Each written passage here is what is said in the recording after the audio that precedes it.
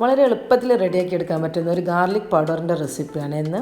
ഇത് റെഡിയാക്കാൻ വേണ്ടിയിട്ട് 1/2 കിലോ വെളുത്തുള്ളിയാണ് എടുത്തത്. ഇത് നമുക്ക് പുറം ഭാഗത്തുള്ള തോലുകളൊക്കെ ഒന്ന് പൊളിച്ചൊഴിവാക്കിയെടുക്കാം. നമ്മളിത് റെഡിയാക്കാൻ വേണ്ടിയിട്ട് തോലോട് കൂടി തന്നെയാണ് വെളുത്തുള്ളി എടുക്കുന്നത്.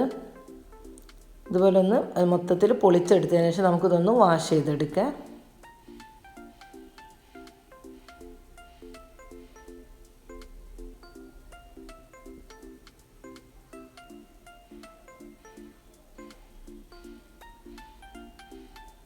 വാഷ് ചെയ്തതിന് ശേഷം നമ്മൾ ഒട്ടും വെള്ളമില്ലാതെ വേണം കേട്ടോ ഇതൊന്ന് ക്രഷ് ചെയ്തെടുക്കാൻ വേണ്ടിയിട്ട്. ക്രഷ് ചെയ്തെടുത്താൽ മതി. നന്നായിട്ട് പേസ്റ്റ് ആയി കഴിഞ്ഞാൽ നമുക്ക് ഉണങ്ങി കിട്ടാൻ വേണ്ടി ടൈം എടുക്കുക.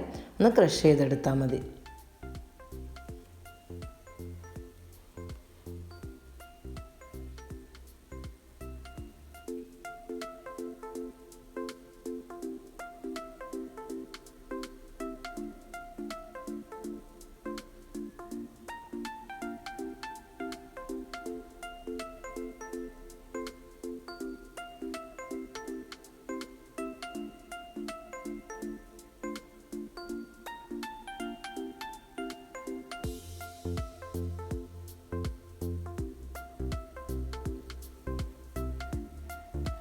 ഇങ്ങനെ ക്രഷ് ചെയ്തതിന് ശേഷം നമുക്കിനി ഇതൊരു ബട്ടർ പേപ്പറിലാണ് ഞാനിതൊന്ന് നിരത്തി കൊടുക്കുന്നത്.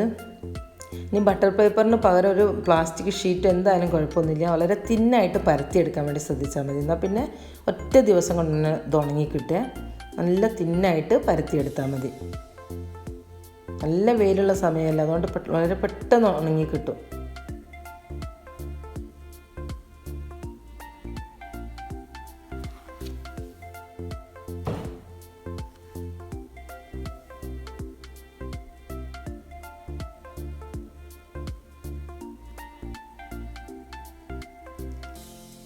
നല്ല തിന്നായിട്ട് പരത്തി കൊടുത്തതുകൊണ്ട് എനിക്ക് ഒറ്റ ദിവസം കൊണ്ട് തന്നെ ഇത് ഉണങ്ങി കിട്ടിയിട്ടുണ്ട്. ഇതുപോലെ പൊളിച്ചെടുത്താൽ മതി. ബട്ടർ പേപ്പറിലാകുമ്പം വളരെ പെട്ടെന്ന് പൊളിച്ചെടുക്കാൻ വേണ്ടി പറ്റുക.